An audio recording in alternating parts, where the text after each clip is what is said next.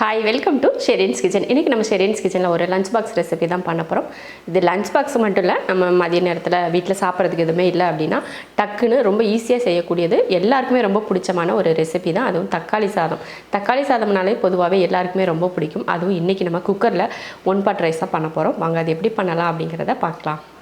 Cooker வச்சுட்டு எண்ணெய் ஊற்றிக்கலாம்.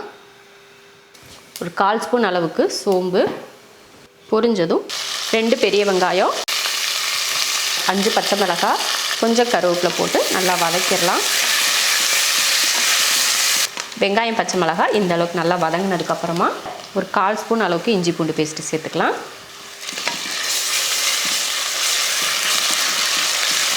அவ்வளோதான். இஞ்சி பூண்டு பேஸ்ட்டு போட்டு அந்த பச்சை வாடையெல்லாம் போனதுக்கப்புறமா காஷ்மீரி சில்லி பவுடர் ஒரு 1/4 ஸ்பூன் சேர்த்துடலாம். அடுத்து 1 ஸ்பூன் மல்லித்தூள் சேர்த்து இதையும் கலந்துருவோம். அடுத்து இதில் 4 தக்காளி சேர்த்துக்கிறேன்.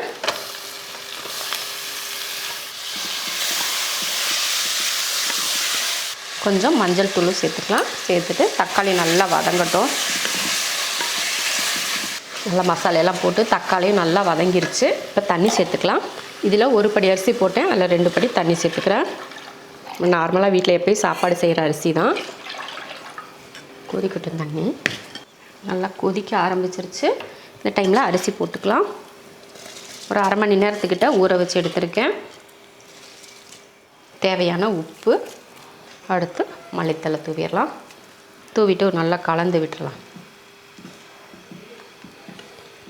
மறுபடியும் அரிசி போட்டதுக்கப்புறமா லைட்டாக ஒரு கொதி வரட்டும். நல்லா கொதிக்க ஆரம்பிச்சிருச்சு. இந்த டைமில் உப்பெல்லாம் சரியாக இருக்கான்னு பார்த்துட்டு, உப்பு பத்தலைன்னா உப்பு சேர்த்துட்டு ஒரு மூடி போட்டுடலாம். விசில் போட்டு 2 விசில் விட்டு ஆஃப் பண்ணிக்கலாம். சூப்பராக, பார்க்கவே சூப்பராக இருக்குது தக்காளி சாதம். பாருங்கள், அவ்வளோ சூப்பராக நல்லா கலர்ஃபுல்லாக இருக்குது.